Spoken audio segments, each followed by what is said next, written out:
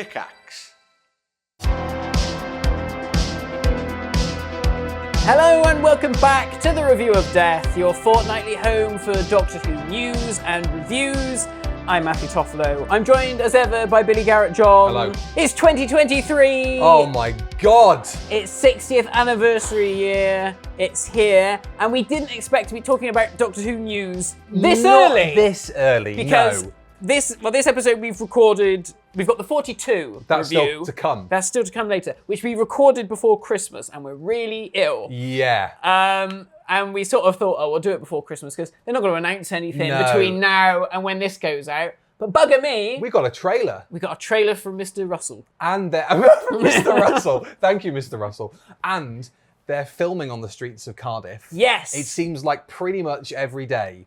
And we've got, we can talk a little bit about that. Maybe Yeah. just like 15 seconds so we can gloss over the spoilery bits. Yeah. The whole years and years thing is happening in Doctor Who Yeah. by the looks of it. Yeah. And Mestor's uglier cousin is back, As- is in it. So that's exciting. But yeah. Death by embolism, Doctor. We're back. So the main thing we're going to talk about is the 60th anniversary teaser trailer. Yes. In this first section anyway, but we've also got the animations to talk We about. also have that to talk about. too, Yeah. Which is exciting. What do you want to start with, Matt? I want to start with, what Doctor Who things did you get for Christmas, if any? I don't think I got anything Doctor Who related for Christmas, apart from you giving me those action figures. And your present, Still hasn't turned up. I went on the website and they've now said expected delivery date the 30th of January. Okay, fine. Right. Well, as long as it isn't past the 14th of March. I know, this we're is what all I right. keep thinking. Yeah. I'm like, I'm going to have to send it to New Zealand. Well, Who gets there first? I'll let you are know the- who does you are the best present. courier fees. If Yeah. you send it now, it might arrive in time for us arriving When in you the get middle of March. there, Yeah. What did you get?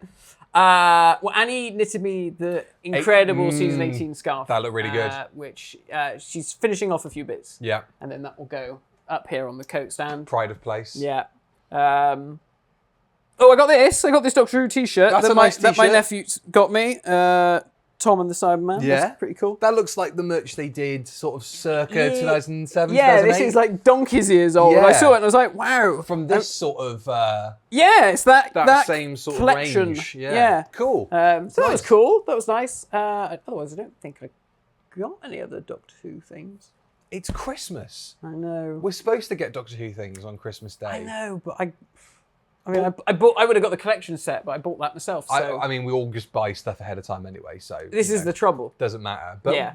all Doctor Who fans got a Doctor Who present on Christmas Day, even if you Yes. didn't receive one in the wrapping, because Yeah. if you stuck around and watched the end of Strictly Come Dancing, Or did what we did and turned on the end of Strictly Come exactly, Dancing. that is exactly the same thing I did. Then you would have We had seen. Christmas lunch. We're like, right, that's it now until 20 past 6. So That's kind of what it felt like when Doctor Who had Christmas I know. specials. And I got sort of towards the end of Christmas dinner and I was like, oh, there is a Doctor Who thing happening today. And I Yeah. got that buzzing, that excitable.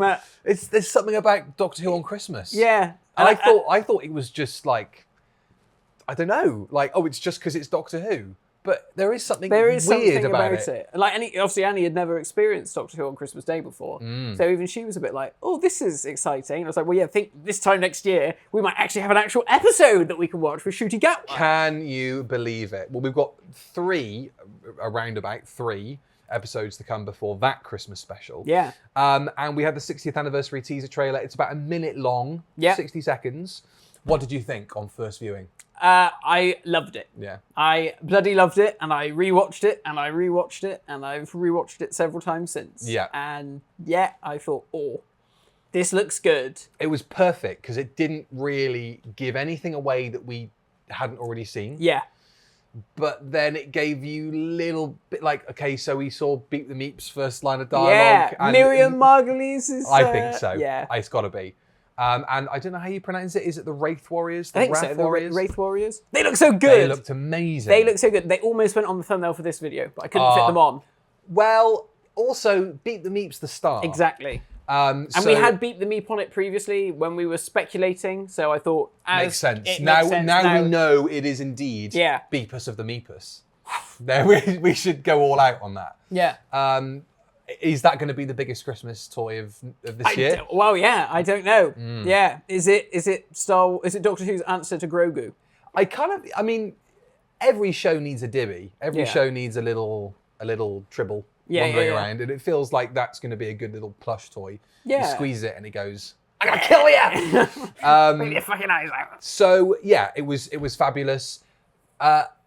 How much of the material from it, like where does this all come from? Is this just Bristol, one episode? because there's so a much of lot it. of Bristol popped up in that. Oh, we were That shop, that street, that street, that Yeah. street. Like, do we think it's all from one episode or? I think it's 1 and 3, isn't it? 1 I think and 3. the Celestial Toymaker is episode 3. Okay. Well, I mean, we assume it's the Celestial Toymaker. It's obviously the Celestial Toymaker. Yeah. German Celestial Toymaker. Yeah. He's given up the Mandarin look and gone. At least just for this one line of dialogue, and then the rest, he's just Neil Patrick Harris.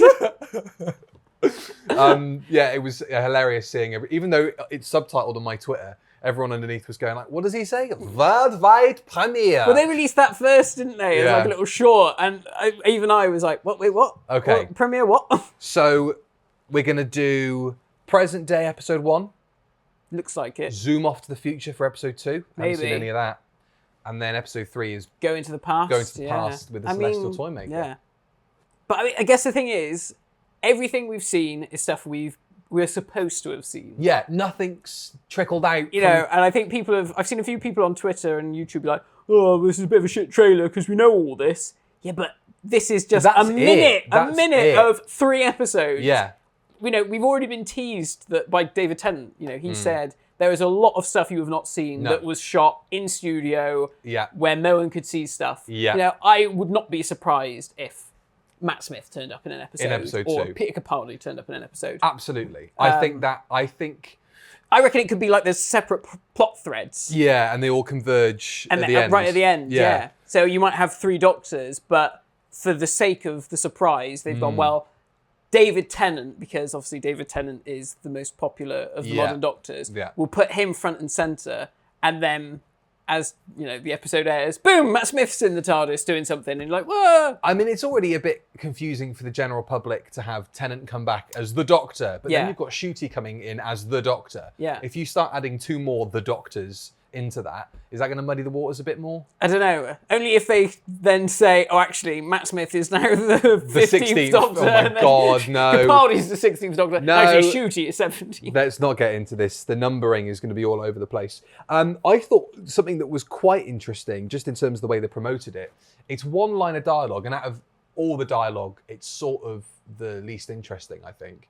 I think it comes from the Toymaker, but it's the show is just beginning. Yeah. Which they used as the tagline on the tweets when the trailer went out. Yeah. And I misread it the first time I saw it, and as the show is just the beginning. Right. But it kind of is that its mission statement? Yeah, this is it, isn't it? Yeah. It was a clever double-handed comment of this is just the start of the amazing things we've got in store. Onslaught of Doctor Who. Yeah. That we're going to get from all corners. Yeah. I mean, I think we maybe touched on it maybe later in this video or maybe in the past video, but there was some stuff going down on Twitter involving John Barrowman and Torchwood. Yeah. And there's an indication that Torchwood may be coming back in some form Yeah, I through can't that. remember what that was now. Was it something like Eve Miles was asked at a convention about Torchwood, about her doing more Torchwood, and she sort of pulled her face as if to say, oh shit, what can I say? don't I can't know. remember what it was. Something happened. I can't remember what it was, but it seemed to me to kind of indicate that maybe things are moving in the direction where we'll at least get something Torchwoody happening.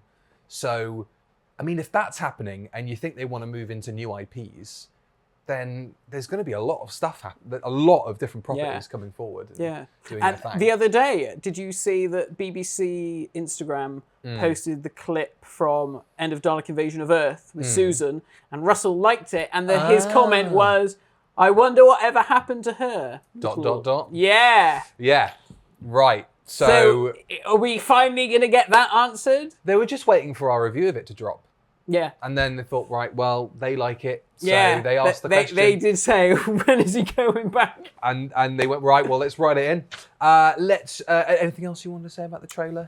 Beat the Meat looks amazing. Yeah. Like, I guess it's a practical costume with, like, CGI face. Yeah, I think so, yeah. But it looks amazing. I think Millennium Effects did the costume, and obviously the Wraith Warriors look phenomenal. Amazing. They're really cool. They're like a proper Doctor Who-y monster. Yeah. Like, they look great, but they look like a rubber-suited monster. It's like the cumbersome nature of having watched the footage of them walking down the street off camera. Yeah. You think, oh, God, that's going to look ropey. And then you see him in vision, you think, wow, that's impressive. Yeah. Because it's like watching a Bond film. It's like when you see the stunts and you go, that's happening for real. Yeah. It's the same with the monsters, like the Rachnos when we talked about it for the Christmas special. Like, there's something about seeing somebody in a rubber suit that sells it that little bit more. Yeah.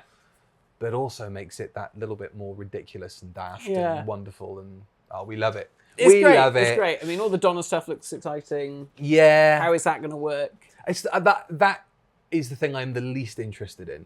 Oh, really? Okay. Out of all of it, I think. Oh, yeah. I mean, I want to know Beat the Meat and Celestial Toymaker and everything I else, could have had anybody in the place of Donna and David Tennant if it meant we were going to get Beat the Meat back. I mean, I still can't believe we're saying that Beat the Meat is going to be in Doctor the Who. TV show. Christ almighty. Well, let's see what a year. All the viewers and listeners thought of it all. Christopher Clark said, I loved it. Beat looks amazing. Is this an actual adaptation of the comic with new story elements? I think it probably is. I read the synopsis, because I've never read the Star Beast. But Yeah. I read the synopsis on Wikipedia. And it seems to me... Yeah, I think it pretty much is. There's that set with the big spaceship. That sort of looks, kind of comic booky. Yeah, and it looks like Rose is going to find Beat the Meat rather than... Is it Cindy or something, the name of the companion? I can't remember. Sandra or something? Something like that. Yeah, I've not read it in yonks. So it looks like it's going to be like that, really. Brick Fan said, I've loved Rachel Talalay's directing in the past, but I don't like the way it's shot at all. Oh. Maybe I just have terrible taste. I haven't liked the cinematic and anamorphic look since it began with Series 11. We just watched it again. Yeah. And I have to say, I think it looks a bit washed out. But I love the widescreen look, and I've loved the way that Doctor Who's looks since Series 11. Yeah, because it looks like a film. It does. It looks exactly like a film, but it just looks a little bit S-lock. Yeah. Kind of hasn't quite been graded properly yet. But maybe and I guess that might all change. Yeah, exactly. Maybe it hasn't. I mean, it's a long time till November. Doctor Who Home 1 said, I've not really seen people talk about the bit where Neil Patrick Harris is throwing what looks to be rose petals. Could be hinting at him doing something to Yasmin Finney. I mean, if it's episode 3, you'd imagine probably not. Yeah. But when we were in Bristol and we saw the recording happening, there was lots of confetti falling from the sky, wasn't there? So I wonder if that's almost like a dream sequence or something, maybe. And that's him like waking the Doctor up, and then he comes to, and then everything's kicked off and it's all crazy, and they're kind of dancing in this weird... in Bristol City Centre. In Bristol City Centre, yeah. Lewis Gibble says, so good to see the show being promoted in a consistent and engaging way. I mean, stuff isn't coming out until November. Yeah. And I saw someone moan about that. I saw someone went, oh, that's a bit annoying that it's not out till November. I was like, fuck off! That's nuts. Shut up! Like, compared to, is Doctor Who going to be out in 2 weeks or not? Yeah. Like, this is... different gravy. Exactly. I mean, they promote films like a year in advance. Why not? I mean, don't we know the next 7 years worth of Marvel movies and shit? Exactly. It's bonkers. Don't you ever think when they design that timeline and some graphic designer's done the logos, do you not think that the producer or director at some point goes, really wish we could change that? Yeah. I mean, they have the way that looks anymore. They do. Do they? They do alter them. Oh, okay. They do change. Yeah. That is close. I think they're close to final. They're pretty close. And Jamie Bates says, give me a bit of the old RTD Christmas magic back. Very excited. Very good. It was very cool. Yeah. Let's see what happens. Yeah. It all looks like it's going to kick off. Yeah. The other thing to talk about, the Mirror have said something. Yeah. And everyone's like, oh, what have they said? Yeah. Do you know what they said? What did they say? They said Lost Doctor Who episodes brought back using cartoons to mark 60th anniversary. And the photo they used was from Dreamland. Yeah. What is going on there? Did they know that we're about to review it on the podcast? Well, maybe. You never know. Maybe. So what's happening, Matt? What's going down? Apparently, The Smugglers and the Underwater Menace is being animated. I'm excited. Yeah. The Smugglers is a story that I've only watched once as a recon Yeah. and didn't quite get on with it. So I'm hoping that animated form will zhuzh it up and make me enjoy it more. It's the only clips that survive from that. Oh, it's yeah, crazy, that's it. But... and then Underwater Menace, well, that's a funny old one because it's tale as old as time. I remember getting that, and I remember sitting in my room upstairs and having collected all the Doctor Who DVDs through the years, and looking at that release and going, how sad that it ends like this. Because it really did feel like that was it. And like, oh my God. And you look at the back and there's no features. And it's just, it's like you've time traveled back to the start of the range, where it's like special features, interactive menus. And you're like, wow. Photo gallery. Cool. Yeah, man. So that will be interesting to see if anything comes out of what was done before. Yeah. Like, I mean, was that even finished and it just didn't get put out? Or was it? I think they barely started on it. So I imagine nothing will exist of that now. And it'll be from the ground up. But it's like, do they animate the whole thing? Because 2 episodes survive. Well, yeah. Do they just do the 2? I mean, they're going to have to do it, obviously, for the Smugglers. Yeah.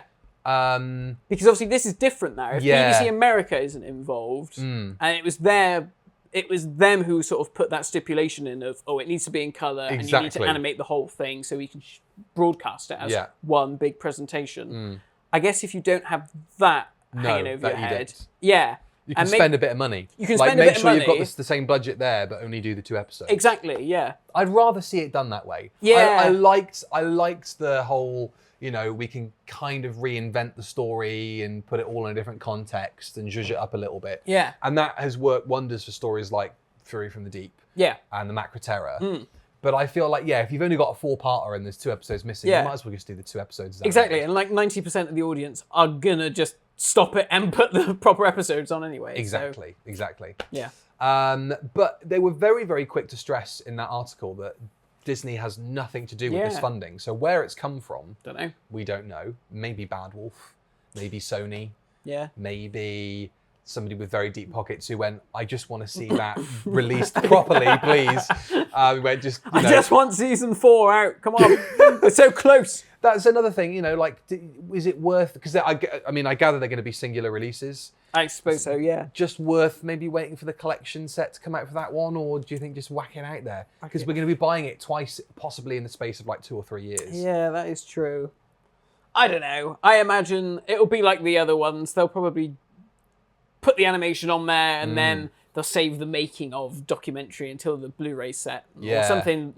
They'll be on it, I'm sure. I see what you mean. I think someone said, it might be Matthew Purchase actually, that with these 2 releases, that then means there's only 1 episode missing from each season, with the exception of season 3. Wow. So if it's got Marco Polo. Yeah. Season 2's all right.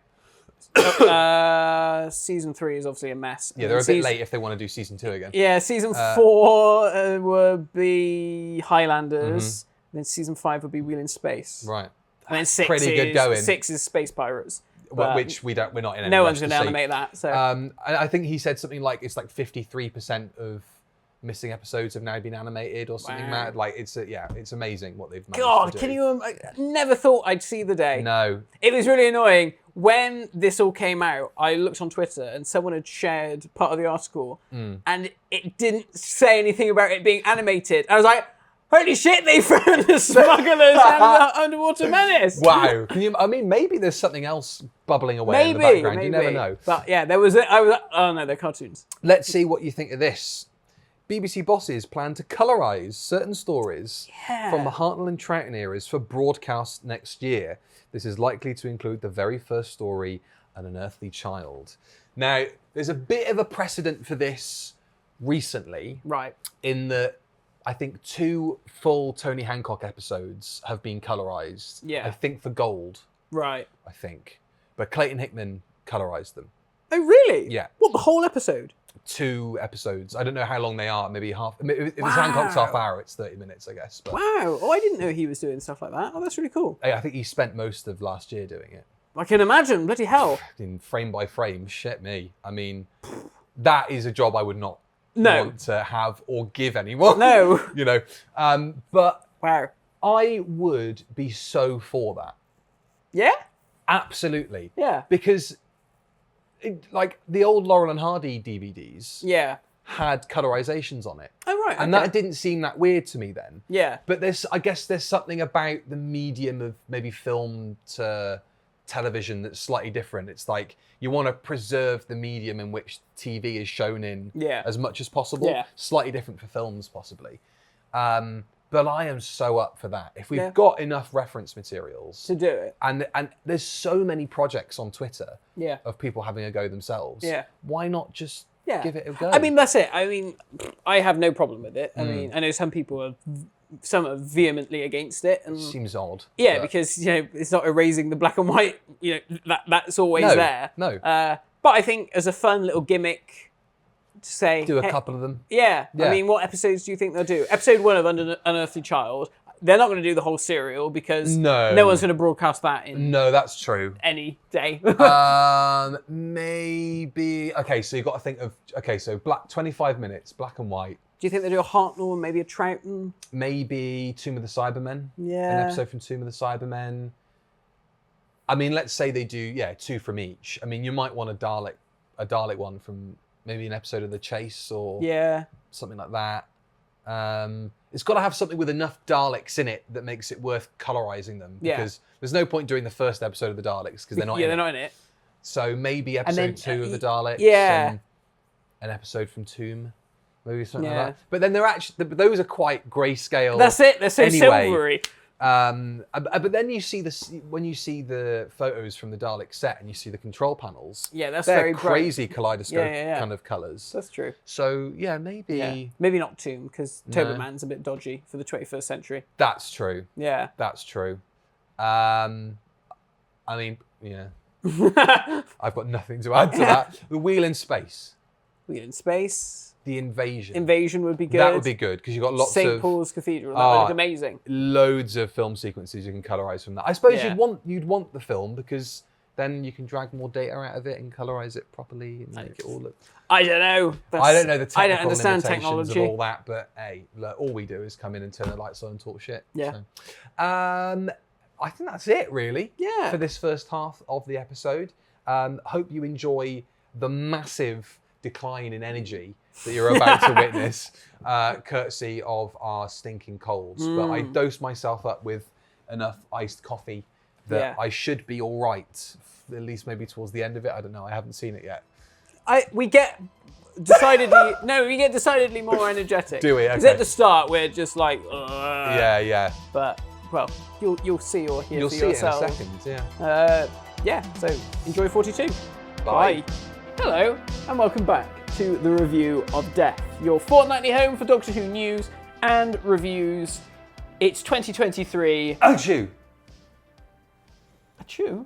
Yeah. We're both sick. Oh, I see. Yeah, we're still ill. I was trying to link it to what we did before.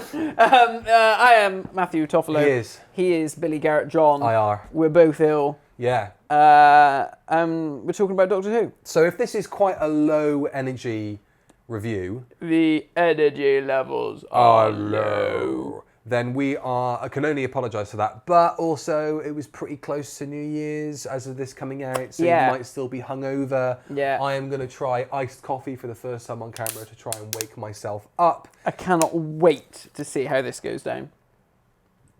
Do you like coffee? No. Do you like that? That's quite nice. Oh, it's nice, isn't it? It is really nice. There we go. We're going to be talking about 42 today. Holy fuck, I'm buzzing like crazy. Not really, I'm joking. It's all right. I was going to say probably shouldn't have drank that now. No, I know. You're gonna be what time is it? Oh God, it's like nearly, it's 8:45. It's your bedtime, Billy. Right, it was my bedtime 3 hours ago when I thought, I'm too ill to come out and do this, but bloody hell, I love Doctor Who and I enjoy doing this, so I'm going to bloody well do Nice, it, that's the sort of dedication we like to hear. Let's talk about 42. Yes. Which was an episode of Doctor Who released on the 19th of May 2007. Yes. Written by Chris Chinballs Chibnall. Chinball. And directed by Graham Harper. I know, nice. Holy fuckaroni. Always nice to see Graham's name on a new series, Doctor Who. Is he the most successful classic series auteur creative that has transitioned into the new run? I guess so. Him and Mona Munro kind of opposite ends of the spectrum, aren't they? Ronan Monroe, yeah. In that regard. Yeah. Anyway, 7.41 million viewers. Nice. For an episode that got postponed because of the Eurovision Song Contest. So it was supposed to come out on the 12th. It got bumped to the week after. Do you know who won that year, Matt? No idea. Serbia. And it was hosted in Finland after that band won the year before that do the metal in the crazy gear. Oh, it was them. It was that year. Right, okay. Love it. Love it. UK number 1, Beautiful Liar with Beyonce and Shakira.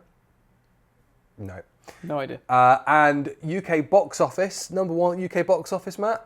2007. May 2007, superhero movie. Ooh. Highly disappointing.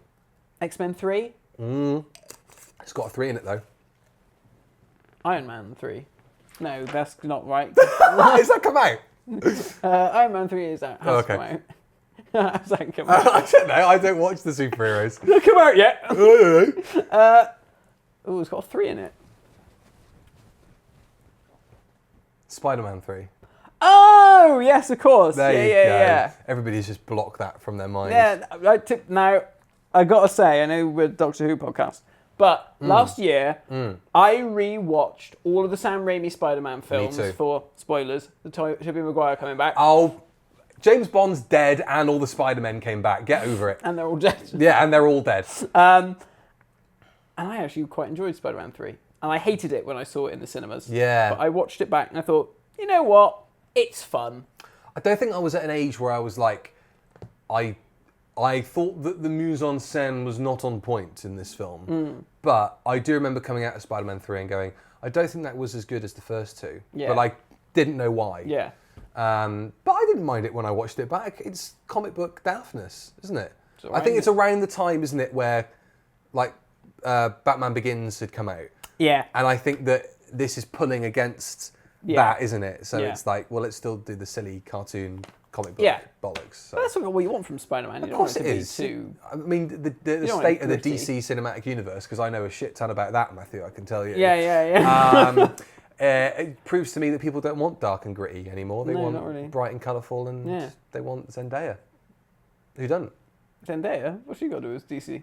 Because she's in the bright, colourful Spider-Man movie. Oh, I see. Right. Okay. Yeah. Is he DC or is he's Marvel, isn't he? Spider-Man. Yeah. Oh. I think I've got COVID, basically. Is what my brain is trying to communicate that to people. Either that or I'm having a stroke. Right. 42, Matthew. How dare you? I'm only 30. It's a nice... Do you have that one saved up? I didn't. It just came to me. That was very good. Thank you. Are you sure there isn't acid in this? Simple setup.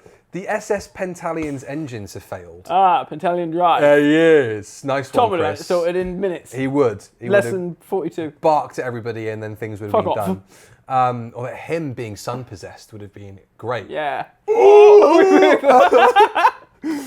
Or John Pertwee. Yeah.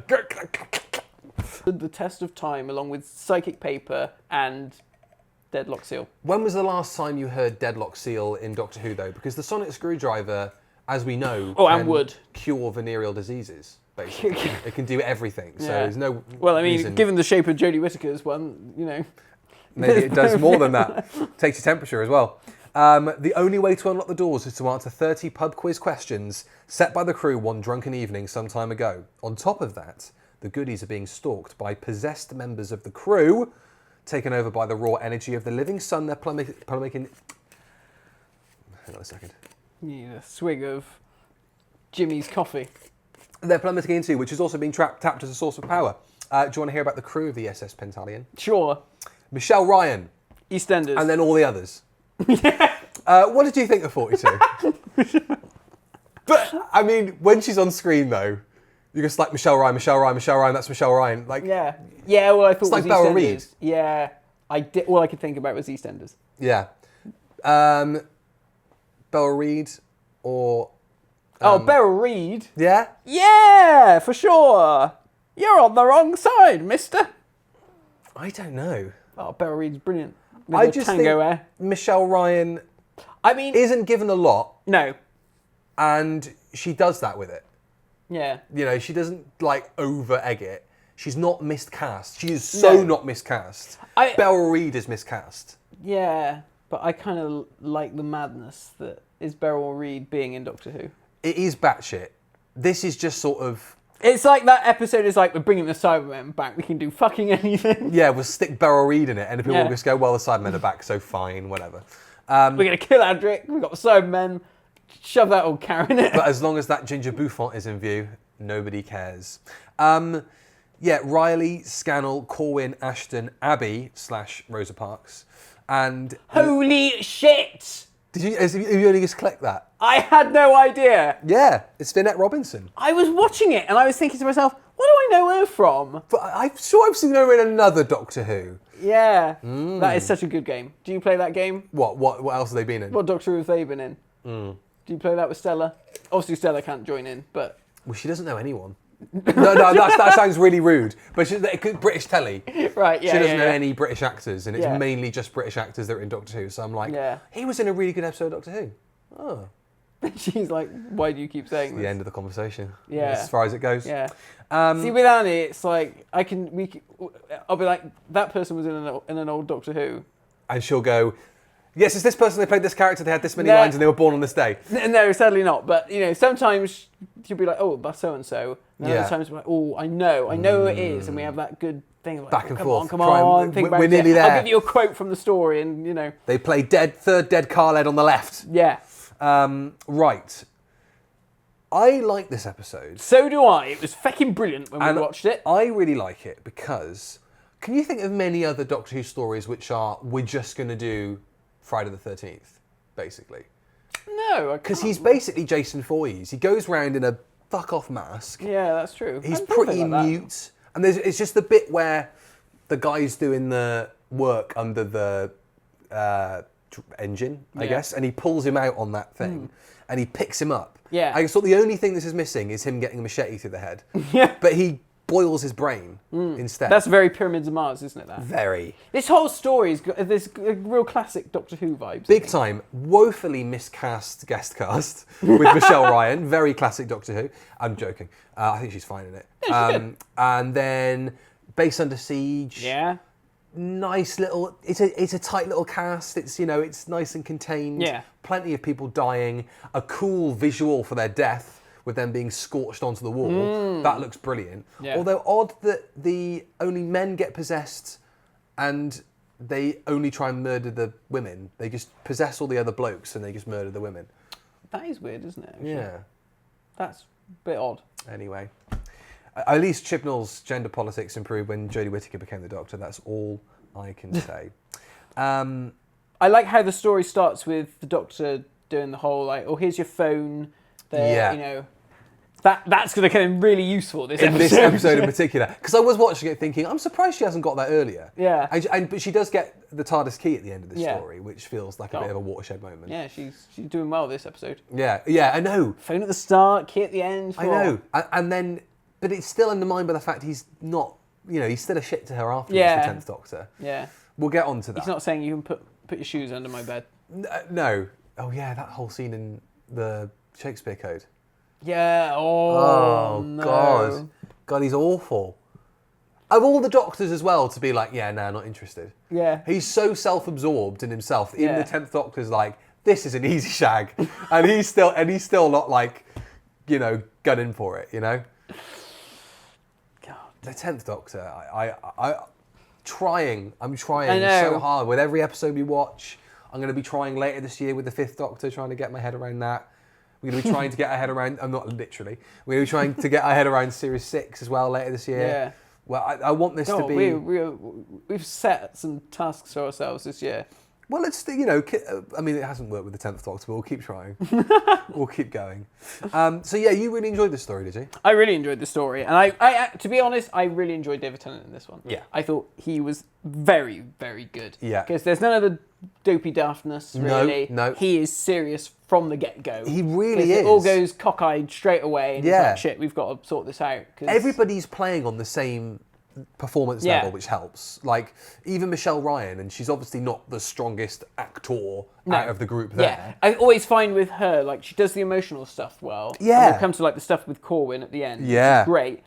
But when she's, like, describing stuff to do with spaceships and stuff, you can kind of tell it's like, this is not come naturally to you. Yeah, sure. This is not like, I just saw Phil Mitchell down to Queen Vic and he told me you're a fucking twat. But I'm sure when you've, soap acting, you're drummed into that character every day for hours on end. So I imagine that it kind of gets a bit wearing. So you don't have much time to think about Pentalion drives or, all that sort of shit. Yeah. So David Tennant is great in the story. When he gets possessed, he's got his working boots on, he's earning his money. A lot of screaming in this one, isn't he? And then in the next time trailer, he's doing it again. Because he's got the bloody chameleon arch on. You just like, oh, shut up, mate. I had so much shouting in my Doctor Who viewing today. I had Catherine Tate going mental in The Runaway Bride. Tennant. Then I had David Tennant screaming in the 42. Both eardrums, steering me. The ship looks good. Looks really cool. It's a really good ship. It feels like it's lived in. It feels like an actual thing. Again, there's some of the CGI later on feels a bit... Well, there's that bit where they look out the window and it pans out. And those shots always... They never quite work, do they? Never do them. No. It's like you just want them to cut out the porthole rather than the prop door that they're in front of. Because that's always miscoloured and mislit to the rest of it. Yeah. But on the whole, I think the design of the story works incredibly well. It must be something when you get like a commission come through and you're like, right, so you're going to spend the entire time on this ship. Yeah. You're not going anywhere else. Yeah. It's in a particular kind of temperate state. Everybody's sweating. Yeah. So you have to have a consistent look throughout. It looks really good. I even think, the CG... You can kind of mask some of it because it's all the kind of solar flares coming up from the sun, and that kind of helps mask it. And really, beyond that, all you're asking for is just to mask around people's eyes and do the flare thing, and that works really well. And it does feel like another one of those monsters where they've gone, right, catchphrases. Yeah. Burn with me, and then you can have a visor like Cyclops, and kids can do that in the playground, and they'll burn with me. And you can see kids probably were doing that at the time. Yeah. I'm sure they were. It's really cool. Really cool. And it's great to have... Nothing is scarier than the Doctor being in proper trouble. Yeah, because he's the hero, and you think, oh, nothing can touch the Doctor. Exactly. When that happens, you're properly like, oh, bugger me. He's really in trouble. Yeah. Like all that screaming. It's rare to see the 10th Doctor, especially, who likes to save face and likes to be the bravest one in the room and show himself off as such. It's interesting to see him in such a vulnerable position. And he thinks he's going to die, doesn't he? Because he turns around to Martha and is like, look, there's this thing that happens to me. Yeah, so that's what he was going to say. I was wondering if it was going to be like a regeneration explanation. Yeah. That's what it was. Yeah. Shit. I mean, it's serious. Because you could have done it then, couldn't you? You could have, and I said to Annie when we watched it, the original premise for David's last story for a swan song was going to be that it was Christmas and a ship was crashing. And he came in and he sacrificed himself to save a family. Yeah. And it was going to be, very gallant and whatever. Obviously, they didn't go down that route. They did the hero complex thing instead. Yeah. But, interesting to think, he could have happened here. Yeah, that would have been an interesting way of doing it halfway through the series when all the next time trailers are still showing you, he hasn't popped up in that costume yet. And that's the problem with... Yeah. The way that stuff gets trailed now, like in the Radio Times, somebody would have flicked it open one day and gone, Doctor Who, Peter Davison, what's going on? Yeah. Whereas like now you get advanced trailers and previews, and I know they shoot stuff for trailers that doesn't end up in the thing itself, which is like, I think quite a cheap way of misdirecting people. But it's all you can do when people know so much. Yeah. We already know what one of the sets looks like for Ncuti's first season. We know that he may be wearing a hat. I said that to Stell, and she said, who gives a shit if he's wearing a hat or not? And I was like, you and I need to have a serious conversation about... my God, what on earth? I know. She'll learn. I think this is why... You're going off to New Zealand. She's hoping to kick that out of you. Kick the Doctor Who out of me. Well, there's only one sci-fi shop within the city that we're living in. Right. But it is run by Paul Scoons, who does the infotext for the Doctor Who DVD. So I'm going to be chock of fact, hopefully, while I'm over there, which will be nice. Whenever we do a video, you'll just be like, right, I've got fucking 50 pages worth of notes. Here's the archive for our talk on Scream of the Shalka. Did you notice this boom mic in shot at 15 minutes in? Exactly, and we're cutting to camera 2 at this moment while camera 3 comes in around the corner. I love when the infotext does that. I should say about that shop, it does seem to get the character options figures earlier than some B&Ms.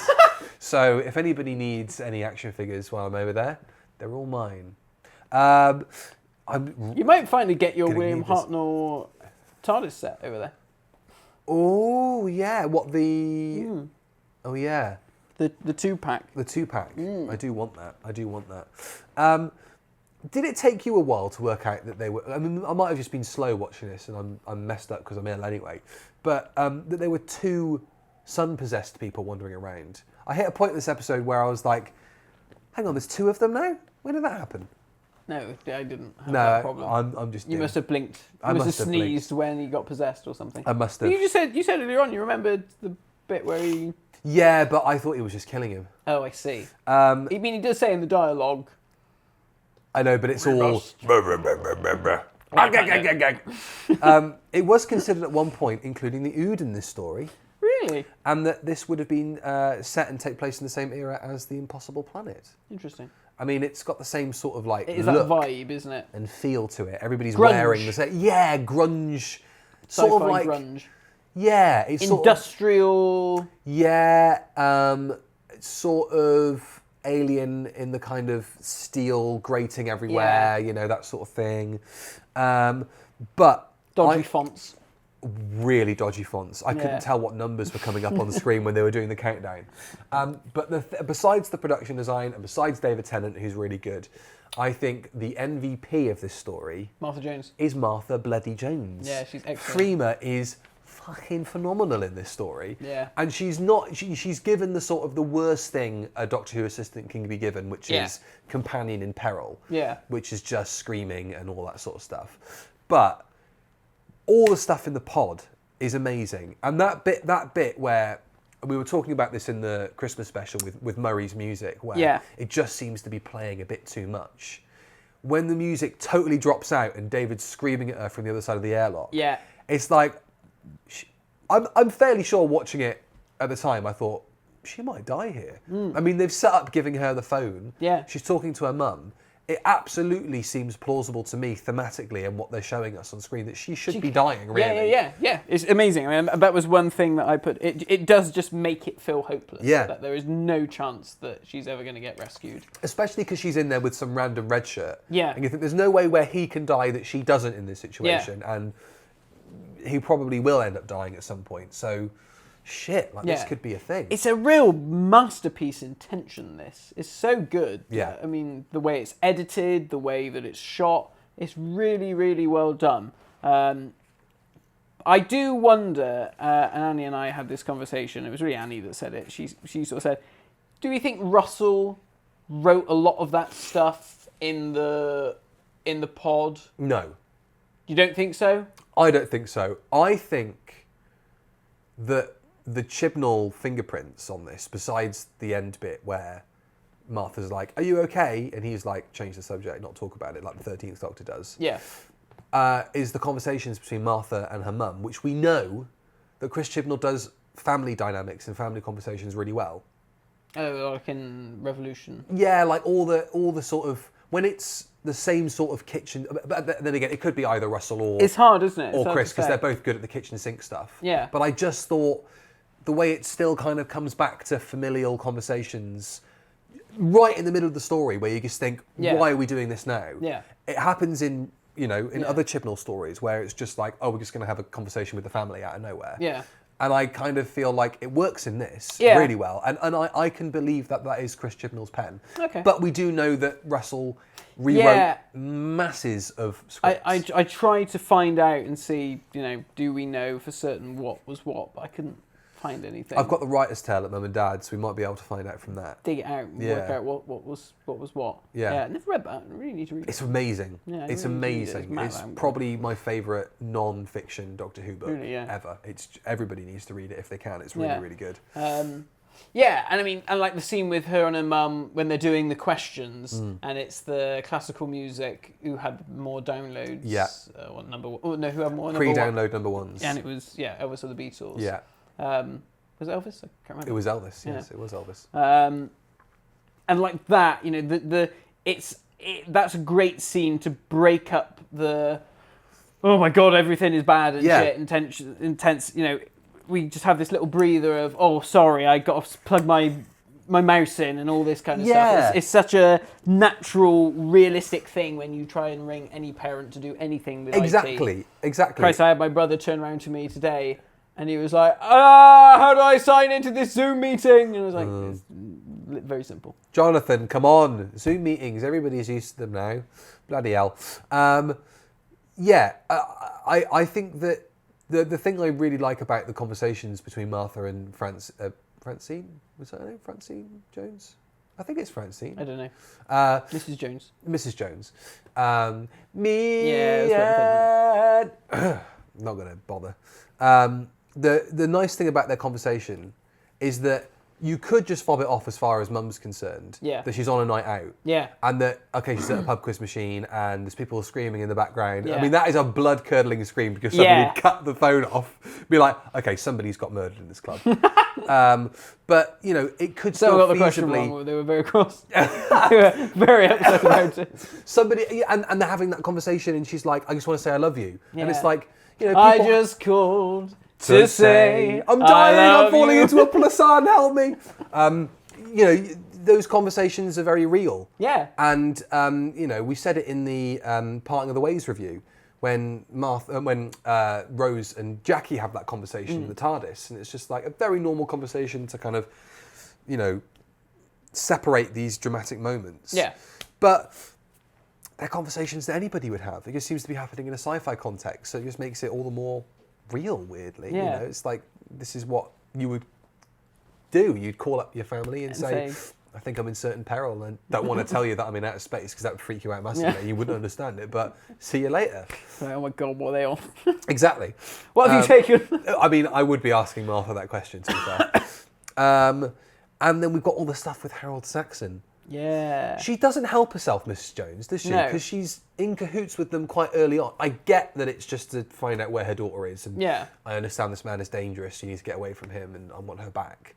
But it makes it even more insidious, doesn't it? It's like, it's cruel and creepy and messed up. Yeah.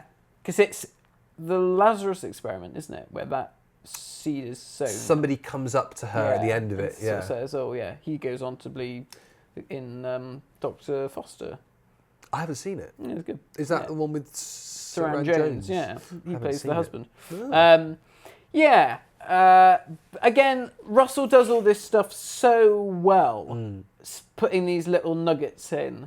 I mean, like we said last time, that Runaway Bride, Mr. Saxon gets mentioned. Yeah, I mean, Torchwood gets mentioned in Series 1, doesn't it? Yeah. At some point. Yeah. They're on to us. Torchwood are listening. This John Barrowman saying... That's another dick pic. Yeah.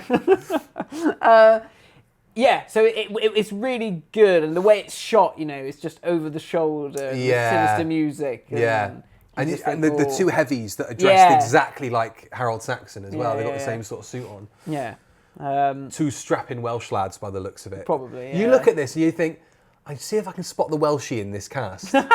Who's putting on an accent. I'm fairly certain the guy in The Runaway Bride who shows the doctor the footage on the camcorder. He's Welsh, yeah. He's Welsh putting on an accent. Do you think? I think he's just Welsh. I don't think he can hide how Welsh he is. I couldn't tell. I mean, I'm addled. So I love all that stuff, and it's funny because when we watched Runaway Bride, I thought, oh, you know, Donna's mum is horrible. Yeah, you know, the whole thing is that her mum is just an absolute shitty woman. And then it's funny that you've also got Martha's mum, who is, you know, her heart's in the right place. Yeah. She maybe just doesn't go about it the right way. Well, she's a concerned mum, and that's like realistic. Yeah. And you do things, I guess, if you're irrationally or rationally, in her mind, she's rationally concerned. Yeah. But it comes across as irrational and like, oh my God, you're siding with the baddies, I can't believe it. But it's real that she would make that decision. Well, of course it would, wouldn't you? So yeah, like, again, I mean, that is obviously a Russell influence and Russell planting these seeds through the series. But I genuinely feel like a lot of this stuff does come from Chibnall. Like, you know, he writes the runabout, knockabout stuff half decently, because even something like Dinosaurs on a Spaceship is light and fluffy. Yeah. But as light and fluffy as those episodes go, it's kind of one of the better examples of one of those types of stories. I don't hate that story. No. To be fair. No. But is this your favourite Chris Chibnall story? Oh, for sure. Yeah. Yeah. Oh, without a shadow of a doubt. Yeah. Are there any other hallmarks you can see in this that you would see in the Whittaker era? There's some naming conventions that he likes to go for. Yeah. Like they're in like the Tojani region or something like that, and he likes putting I's and J's and stuff in words and place names. We're in Rajani. Yeah, that's an old reference for anyone there. Like I don't know. That's probably it in terms of Chibnall. Yeah. Fingerprints. It's funny, isn't it? Because it's such a good story, and this is what I said in the last video. I was like, yeah, this is good, Runaway Bride, but 42 is on another level of Doctor Who goodness. Yeah. And it really is, because it's such a great story. Yeah. And it doesn't really have a story. No. It's just like, well, we've got 42 minutes to... We've only got 42 minutes to save the world, and then, you know, that's... We've been singing a lot. It's too much coffee. Yeah. And acid. You've had one coffee and that's it. I'm off on one. You obviously mentioned this story. It's got great pacing. It kind of cracks along. About 10 minutes before the end, I forgot that they were plunging towards the sun. No, because it's only when they crack into that last room. Yeah. And I'm like, oh yeah, that's what they're reaching. And then the countdown things. Oh, the countdown's for them going into the sun. I forgot. Because you've got the 10th Doctor being possessed. Yeah. Martha is your main concern in terms of boiling inferno death. Yeah. So you kind of forget the ship as a wider context. Yeah. And then you've obviously got the story with the sentient energy of the sun. Yeah. And that's being used as a power source, and that's why you've got "this is your fault" being directed at the captain. Yeah. And all that sort of stuff. Like, is that satisfying? It doesn't really get resolved. It gets dumped, doesn't it, back on the planet? But it's sort of like... there's no real resolution as to... You know, it's just like, tell the authorities that this thing is alive and put some satellites out there saying, please do not scoop me. Please don't dump shit here and take my planet away from me. But funny, of course, because sentient suns come back. Yeah. Doctor Who's got a thing about sentient... stars. What would you call it? Yeah, stars, like, you know, space paraphernalia. I don't know what you refer to it as. Weird that, isn't it? Yeah, it feels like proper old school Doctor Who, I think, was my overall feeling watching Bit of John Pertwee in there when the Doctor's putting on his spacesuit and climbing outside. Yeah. Not doing it in slow motion like John Pertwee was, though. No. That was apparently supposed to be a much longer sequence, actually. Yeah. But it was just too expensive. And so they just did, David, can you just straddle this bit of MDF and go, what's he say? He says something like... how's your father? Or something like that. Oh, yeah, because when we watched it, and he was like, what? What did he say? He said, go on, my son. Yeah. Yeah, and then he was like, what? And I said, this is a colloquialism of... it's a Britishism. Of rough football people. Did they not ask her what that meant? Did they not ask her what that meant when she signed in to come into the country? They were like, you've got to know what these different... Allons-y. That's French. Anyway. Any other thoughts on 42 before we turn to the punters? It's good. It's just jolly good, isn't it? Yeah. It's just a really good story in a really good series. I love Series 3. Series 3 is really good. I like 1, I like 3. Those are the top 2 for new series Doctor Who. 5, does that come in third place? Maybe, actually, yeah. I think I'm not in any particular order, but top 4, 1, 3, 5, and probably 10. Yeah. And then 10's a weird one because there is a lot of shit in that one. Yeah, but it's not. It doesn't anger me. Oh no, it has got the Ashildus. No, hang on. That's 9. That's got That's Ashilda. 9. That's why 9's a write-off. It's got the mummy stuff in it. Yeah. Yeah, that's the only thing. Now, that really I like lets it down. Extremists. I know you don't like Extremists. No. So I don't mind that. Everything afterwards is poo. You're an extremist? Yeah, and that too. When it comes to Doctor Who. I did Doctor Who extremist. And then Light at the End is obviously utter mad. Oh, that's Rona Munro. Yeah. Yeah, the Light at the End. Is that what it's called? Is it? Eaters of Light. Eaters of Light. Shite. Light at the End. Of shite. Oh no, Light at the End is that appalling 50th anniversary Big Finish story. That is that one. Yeah. Yeah. Before we offend any other creatives in the Doctor Who community, let's turn to the punters and see what they thought. Matt, do you want to take the ones not bold? Liam Cuthbert says, a poor man's Satan pit. No. Sorry. This is going to be interesting because you get to sort of lay down the law as you see it here. No, I don't agree with that at all. No? It is not a poor... I mean, it's doing very different things. People really want us to do Impossible Planet and Satan Pit. I think this is the trouble with like stories like this and the Satan Pit. It's like, Satan Pit is fantastic, and this is pretty fantastic. Yeah. There was no point during the watching of this where I thought, ooh, they shouldn't have done that. Or anything. Do you know what I mean? Yeah, there was nothing to sort of like get your Take me hackles out up. of it. Sort of go, Yeah. oh, why did they do that? Yeah, exactly. In that Doctor Who purist kind of way. Yeah, and I think, I don't know. I mean, obviously I get, all right, there's possession and stuff, but, you know, there's no oods, there's no... No, it's a totally different story. Godlike being. And yeah, exactly. It's only 42 minutes rather than 2-part. Exactly. Nathan Bottomley, Michelle Collins is a much less convincing spaceship captain than Beryl Reid. Interesting. Interesting. That is interesting. I mean, I don't know if I'd necessarily agree with that either. No. People so only like then. Beryl. I know, yeah. People only like Beryl Reid in Earthshock because. Do you know what I think's helped? What's that? Knowing how difficult she was on set. Yeah. And thinking, oh, well, fair play, she did all right considering how difficult it was for her. Yeah. But also how unpleasant she made it for some people there on the set. You think, all right, well, she managed to pull that performance out. But I think without the 26 hours of studio footage from Earthshock, her stock in the Doctor Who community, I don't think is particularly high, but there we go. Yeah. Lukey Boy says, I feel like one of the only few who really likes this ep. You are not alone. You're not because alone, we Lukey like boy. it too. Production design really helps to sell the idea that they're crashing into the sun, like we said. Absolutely. We see the Doctor both vulnerable and terrifying, and Murray Gold kills it, and the 42-minute countdown creates a good bit of urgency. I completely agree with you, Lukey boy. Yeah, there's a really nice bit where the 10th Doctor when he stares at the sun for the first time, and they've got that choir in the background, and it's kind of, and it's like, oh shit, that's a great bit. Yeah. And then It's alive. It's alive. They use loads of electric guitars in it as well, and it kind of adds to that sense of like, you know, it's grungy, industrial. A bit of an edge to it, you know. It's got a bit of an edge to it, this story. Yeah. Unchained Film Nerd says, underrated but not a fantastic episode, has a cool premise but feels a little undercooked.